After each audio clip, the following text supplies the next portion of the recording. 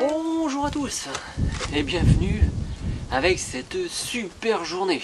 Bon, après le temps qu'on a eu hier, ça fait mais un bien fou encore une fois d'avoir ce soleil qui m'empêche même de voir l'écran. Enfin bon, ça fait trop du bien.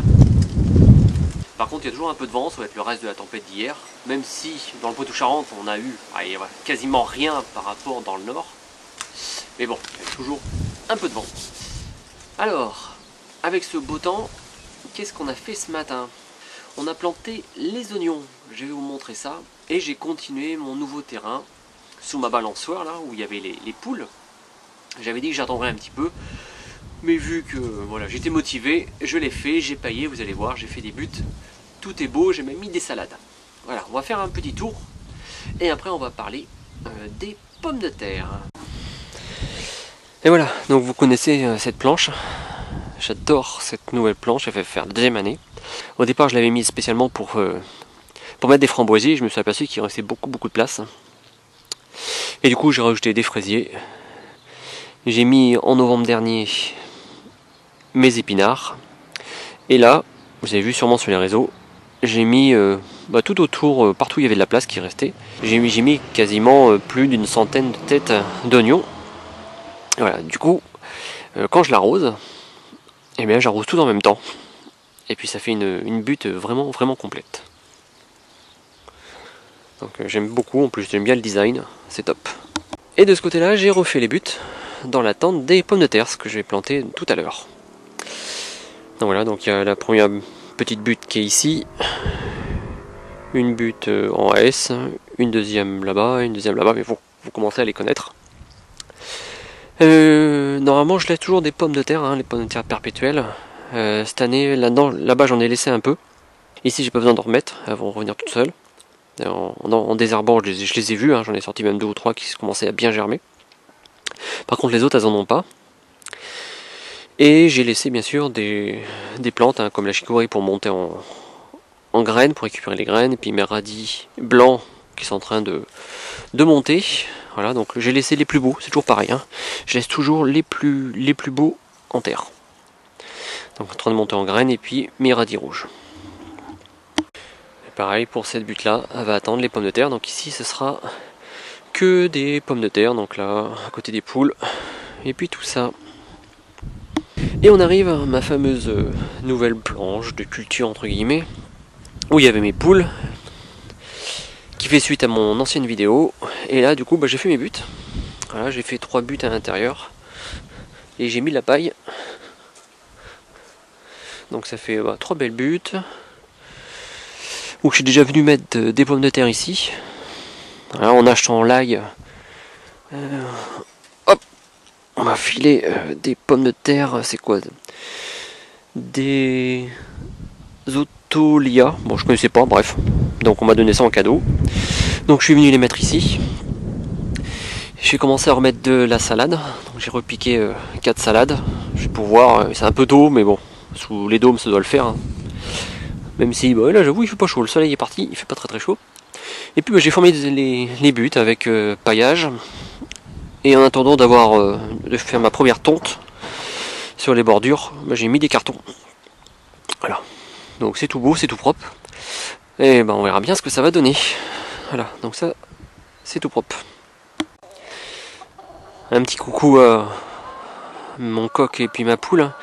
Mon coq qui chante beaucoup. Beaucoup. Voilà, la première fois que j'ai un coq à la maison. Bon, ça n'a pas l'air trop de gêner les voisins pour l'instant, mais bon, ça gêne un peu mes filles qui sont en vacances. Donc il est. Voilà. J'ai poussé la cage, on va dire au fond du jardin. On verra. Mais bon. Monsieur est beaucoup sur madame en ce moment. Donc je sais pas si c'est toujours comme ça quand on a un coq. Mais bon, à chaque fois que je les vois tous les deux, voilà. Donc on verra ce que ça va faire.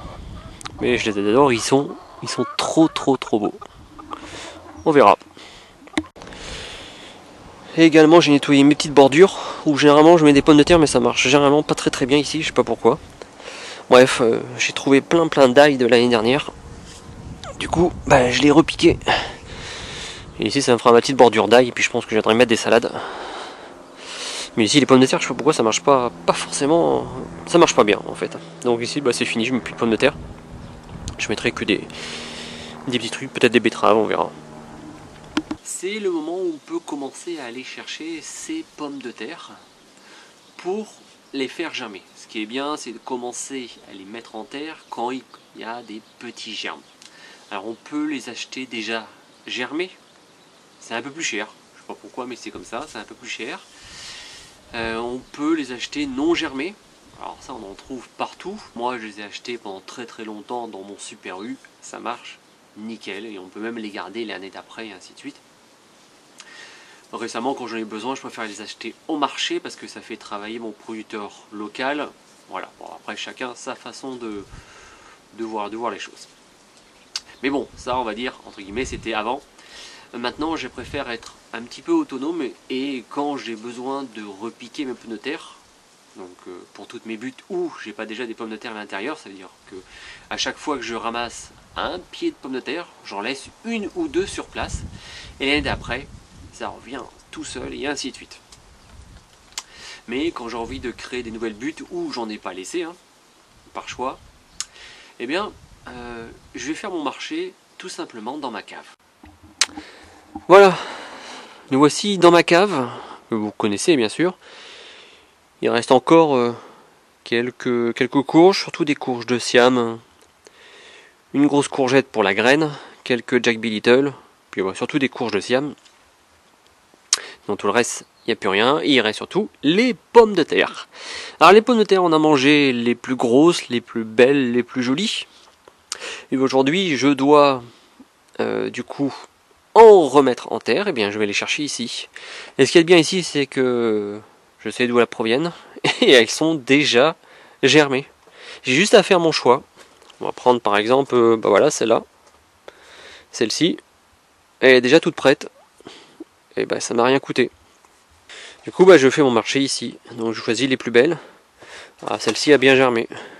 Après, voilà, il y a des petites comme ça là. Il y a un germe qui est plus grand que la pomme de terre. Bon, ça finira au compost. Mais voilà, je choisis mes plus belles et puis je fais mon marché dans ma cave. Voilà, il n'y a rien de plus simple. Et les pommes de terre, c'est une fois que vous en avez acheté, eh bien, vous en avez quasiment toute votre vie. Toute votre vie. Celle-ci, pour moi, elle n'est pas assez germée pour commencer, pour être piquée aujourd'hui. Donc celle-ci, elle finira sûrement dans une casserole. Celle-ci, elle est pas trop mal. On la met aussi de côté.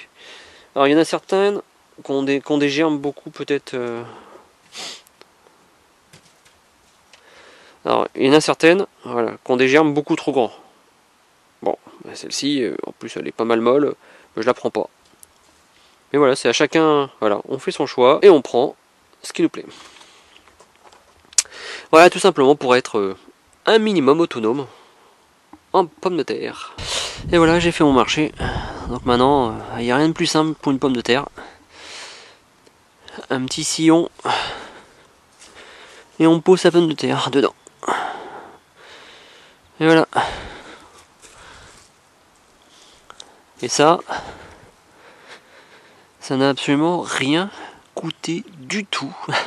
À part un peu de temps. Voilà, j'en ai même retrouvé en faisant le sillon. J'en ai même retrouvé une là, l'année dernière. Il y en avait une autre là-bas. Il y en a toujours des pommes de terre en fait. Hein. Et voilà. Bon, rien de compliqué, hein. Comme à chaque fois de toute façon. Rien de compliqué et franchement rien de cher. Voilà. Mes pommes de terre sont prêtes à être recouvertes, on va dire. Il y en a partout. Bonjour les poules. Et dans cette butte là, pareil. Voilà. Et ensuite, bah, tout simplement, bah, on vient reformer la butte. Hop. Et ainsi de suite.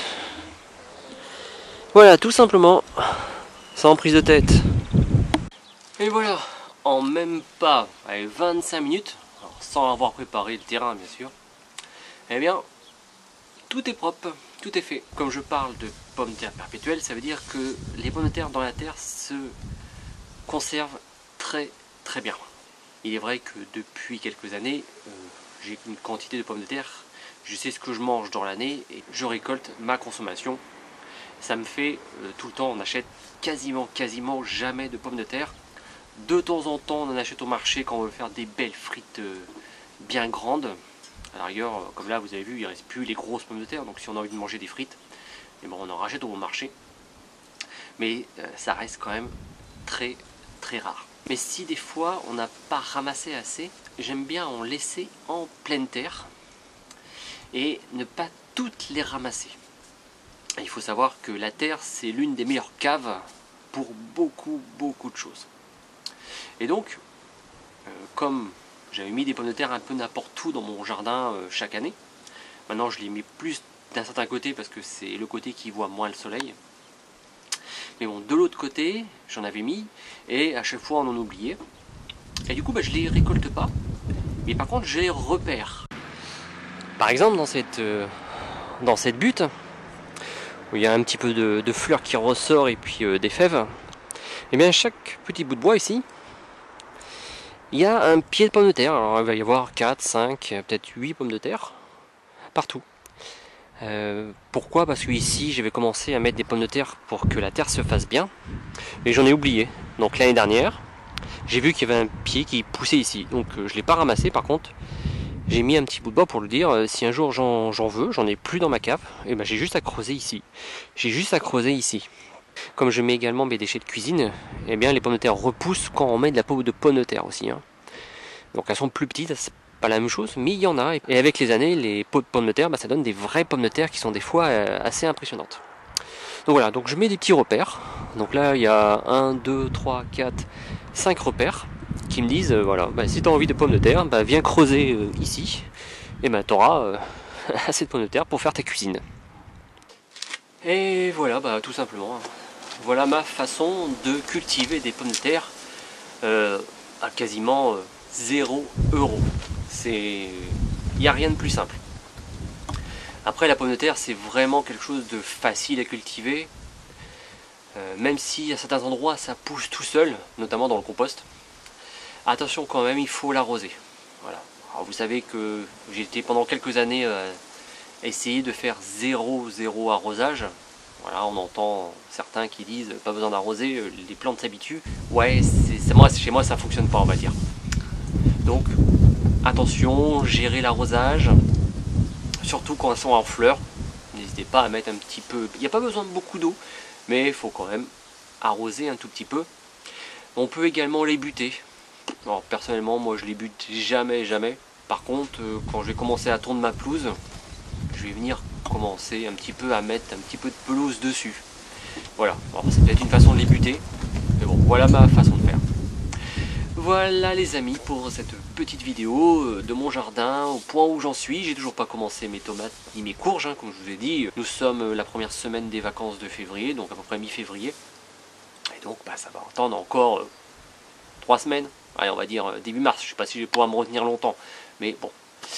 Pour l'instant, j'ai toujours rien commencé à part mes petits poivrons qui sont sortis comme ça. Et ma laitue et ma roquette qui vient de sortir enfin. C'était un peu long, mais voilà, ma roquette est enfin sortie. Je vais pouvoir repiquer. Et peut-être ce que je vais faire, c'est des betteraves. Bon, on va voir. Si continue à faire beau demain, il y a encore du soleil. Voilà, ça va me motiver. Voilà les amis pour cette petite explication sur ma façon de faire les pommes de terre en toute simplicité. Je vous remercie et je vous dis à bientôt.